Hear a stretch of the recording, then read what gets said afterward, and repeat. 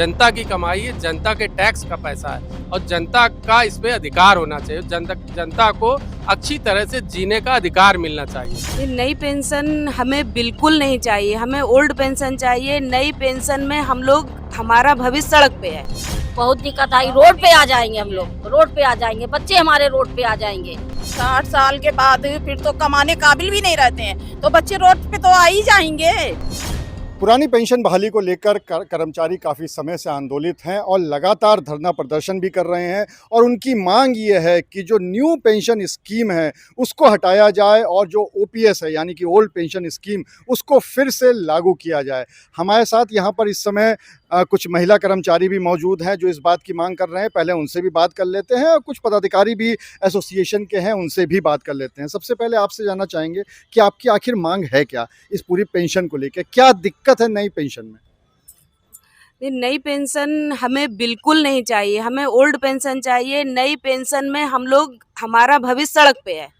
हम बिल्कुल अपने आप को ये महसूस कर रहे हैं कि आज हम एक कुर्सी पे बैठे हैं, कल जब हम रिटायर होंगे तो हम ज़मीन भी मुझे नहीं मिलेगी। ये है नई पेंशन। हमें नई पेंशन बिल्कुल नहीं चाहिए, मुझे पुरानी पेंशन, हम सारे कर्मचारियों को पुरानी पेंशन चाहिए। हम बिल्कुल नई पेंशन के समर्थन में नहीं है। हमारा जितना भी सरकारी कर्मचारी, आल यूपी का कर्मचारी, आल इंडिया का कर्मचारी, कोई भी ये नहीं चाहता है कि मुझे नई पेंशन चाहिए। और इतनी ही अच्छी नई पेंशन है तो सारे नेता लोग ले लें और हमें पुरानी पेंशन दे दें। सारी अच्छी चीजें वो ले लें, सारी बुरी चीजें हम सरकारी कर्मचारियों को दे दें। हम वो बुरी चीजों में जीने के लिए तैयार हैं। पुरानी पेंशन में ऐसी क्या दिक्कत है? क्या मतलब पुरानी पेंशन आ जाएगी तो आपके लिए अच्छा होगा, नई पेंशन में दिक्कत हो जाएगी। कितनी दिक्कत होती है अगर पुरानी पेंशन नहीं आती है तो? बहुत दिक्कत आई, रोड पे आ जाएंगे हम लोग, रोड पे आ जाएंगे, बच्चे हमारे रोड पे आ जाएंगे। हमको नई पेंशन नहीं चाहिए, हमें पुरानी पेंशन चाहिए। पेंशन ना मिलने की वजह से बहुत सारी दिक्कतें आती होंगी। जब आदमी रिटायर हो जाता है तो उसके बाद परिवार पालने में और अपने जीवन यापन करने में कितनी मुश्किलें आती हैं? बहुत दिक्कतें होती हैं सर। 60 साल के बाद फिर तो कमाने काबिल भी नहीं रहते हैं, तो बच्चे रोड पे तो आ ही जाएंगे। तो इसलिए पेंशन बहाल की जाए। ये जो महिला कर्मचारी हैं इनका ये कहना है कि बहुत सारी दिक्कतें हो जाती हैं अगर पेंशन नहीं मिलती है। तो आप क्या क्या कहना है इस बारे में? पुरानी पेंशन जो है ना बुढ़ापे का सहारा होती है। इतने लंबे समय तक हम लोग सरकारी कर्मचारी ड्यूटी करते हैं, अगर पेंशन नहीं होगी तो बुढ़ापे में हम लोगों का क्या होगा, है ना। और नई पेंशन में तो कुछ समझ में नहीं आ रहा है, बिल्कुल बेकार है। इसको कैंसिल होना चाहिए और पुरानी पेंशन लागू होना चाहिए, क्योंकि बुढ़ापे में ही पैसे की ज़रूरत होती है, उसमें कोई फिर किसी की मदद नहीं करता है। जब आदमी रिटायर हो जाता है अपनी नौकरी से उसके बाद ही सबसे ज़्यादा पेंशन काम आती है, ऐसा इनका कहना है। आप क्या क्या कहना है? जी भाई, मेरा भी यही कहना है कि पुरानी पेंशन बहाल होनी चाहिए। पुरानी पेंशन बहाल होनी चाहिए। एसोसिएशन के और पदाधिकारी भी यहाँ पर मौजूद हैं, उनसे भी बात कर लेते हैं। ये लगातार मांग चल रही है। सरकार ये कहती है कि बहुत ज़्यादा बोझ पड़ेगा अगर फिर से वो पेंशन स्कीम लागू की गई। तो आप क्या क्या कहना है? देखिए, ये केवल इच्छा शक्ति पे निर्भर करता है। तमाम ऐसी योजनाएं हैं, तमाम ऐसा पैसा जो हम लोग देखते हैं, ये जनता की कमाई है, जनता के टैक्स का पैसा है और जनता का इस पे अधिकार होना चाहिए। जनता को अच्छी तरह से जीने का अधिकार मिलना चाहिए। जो पुरानी पेंशन है, इसमें जो पुरानी पेंशन में जो हमारी लास्ट पे होती है उसका 50% एक निश्चित अमाउंट होता है।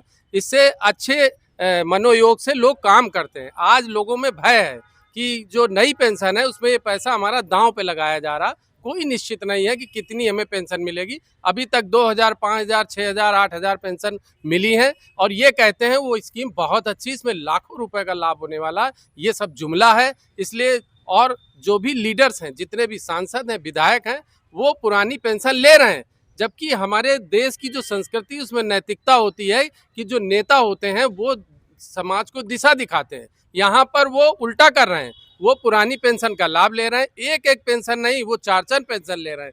हम लोगों को जो हम लोग न्यू हैं, ब्यूरोक्रेट्स जो होते हैं और जो इस सरकारों को चलाने का जो काम करता है वो सरकारी हमारा एम्प्लॉय है, शिक्षक है वो।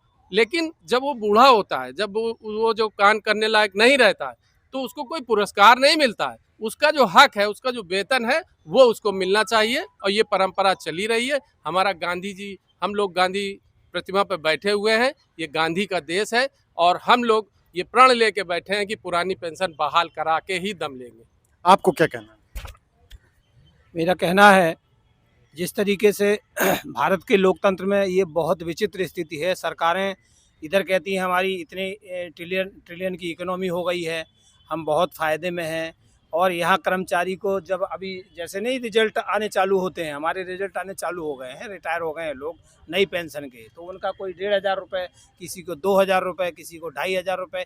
आप बताइए, रिटायरमेंट के बाद 60 साल की एज हो जाती है, 60 साल की एज के बाद आदमी की शरीर अलग तरीके से काम करता है, तमाम सारी बीमारियां घेरने लगती हैं। घर में बुढ़ापा जब आ जाता है आदमी को तो पैसा ही सहारा होता है। नई पेंशन इन्होंने लागू कर दी, इसका कोई सर्वे कभी नहीं करवाया कहीं पे, क्योंकि लोकतंत्र में बहुमत की सत्ता है और अलोकतांत्रिक काम हो रहे हैं। आपको क्या कहना है? सर, जो लगातार पब्लिक डोमेन में ये बात कही जा रही है, पूरे देश को ये बताया जा रहा है कि पुरानी पेंशन बहाल करने पे सरकार के ऊपर बोझ आएगा, यह बिल्कुल झूठ बात है। हमारे नेताओं ने सरकारों को समझाने का प्रयास किया है, और सीधा सा ये है कि आज की तारीख में 10% कंट्रीब्यूशन एनपीएस में कर्मचारी का होता है, 14% सरकार उसमें हिस्सा देती है, और जो कर्मचारी की सेवानिवृत्ति पर जो कार्पस बनता है उसी के जो ब्याज होता है उसी पे पेंशन दी जाती है। और कर्मचारी 2-4 साल, 10 साल, 5 साल जितने समय तक जीवित रहता है, उसके बाद जब मृत्यु हो जाती है तो वो जो कार्पस बना था 20, 25, 30 लाख का, उसकी मालिक वो बीमा कंपनी हो जाती है। तो ये तो बीमा कंपनियों को कर्मचारी और पब्लिक के पैसे के, सरकार के पैसे की लूट की कानूनी व्यवस्था कर दी गई है।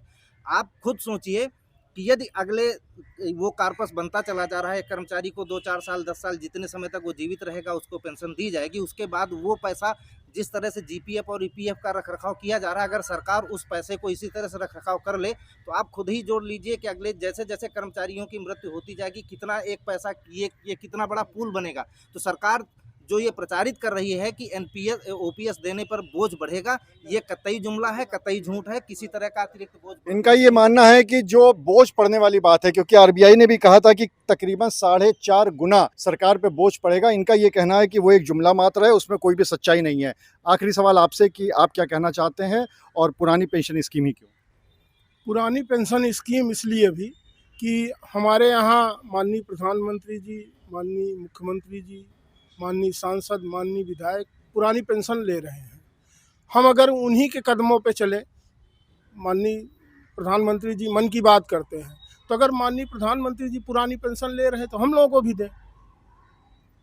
और पुरानी पेंशन और नई पेंशन में फ़र्क ये है कि जो लोग रिटायर हो रहे हैं, जो सेवानिवृत्त हो रहे हैं नई पेंशन में, बहुत लोग सेवानिवृत्त हुए, हमारे कार्यालय से भी हुए, अन्य कार्यालयों से, रेलवे से हुई है, उनकी पेंशन बन रही है 1800-2800, जहां हमारा वेतन 60,000 रुपये, उसके बाद हमारा इकट्ठा मतलब एकाएक घट करके मैं 2800 रुपये में आ गया।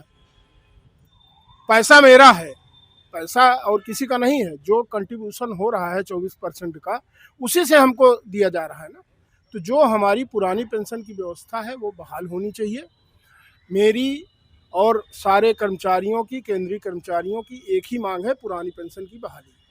तो आप सभी कर्मचारी हैं जिनका ये कहना है कि अगर पुरानी पेंशन स्कीम इतनी ही खराब है और नई पेंशन स्कीम इतनी ही अच्छी है तो वो सांसदों और विधायकों को क्यों नहीं दी जा रही है। इनका ये भी कहना है कि जो नई पेंशन स्कीम है अगर वो इतनी ही अच्छी है तो वो सांसदों और विधायकों को दे दी जाए, और पुरानी पेंशन स्कीम अगर इतनी ही खराब है तो वो हमको दे दी जाए। ये इनकी मांग है, और इसी मांग को लेकर वो लगातार आंदोलन भी कर रहे हैं, और इनका ये कहना है कि वो आगे भी आंदोलन करते रहेंगे।